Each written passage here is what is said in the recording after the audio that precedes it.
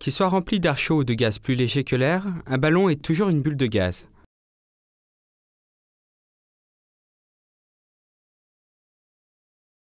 La portance du gaz dans l'enveloppe compense le poids du ballon.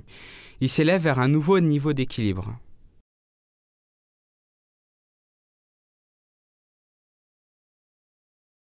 Pour descendre, il faut réduire la portance. C'est le cas lorsque du gaz est évacué de l'enveloppe. La descente s'accélérera jusqu'au sol à moins que le ballon soit allégé.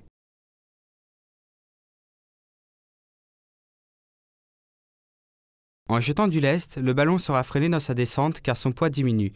Il s'élève vers un nouveau niveau d'équilibre.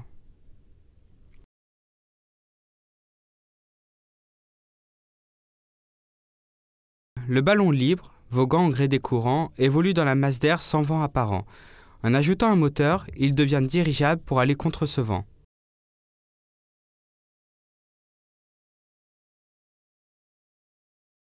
Le ballon sphérique a donc muté vers une forme allongée pour diminuer sa traînée.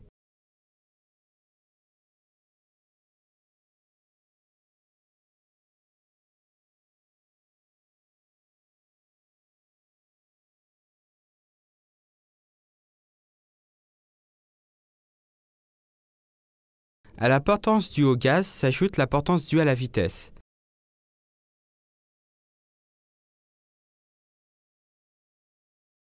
En modifiant la forme du dirigeable, il est possible de mieux combiner la portance due à la vitesse avec celle créée par le gaz.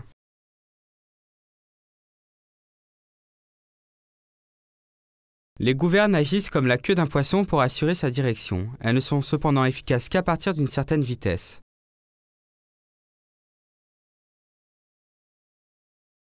L'ajout de plusieurs moteurs indépendants permet le positionnement dynamique du dirigeable, même à vitesse nulle, en dirigeant leur poussée.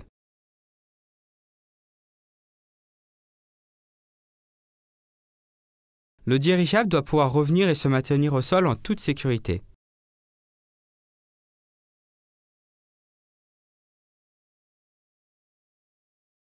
La première solution envisagée a été de le fixer solidement au sol, dans un endroit abrité, pour le protéger.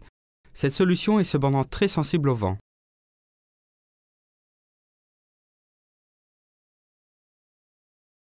Amarrer le dirigeable à un mât rotatif permet d'améliorer sa résistance aux éléments. Il se met alors dans le sens du vent, comme une girouette, et évite ainsi des efforts trop importants sur les points d'ancrage.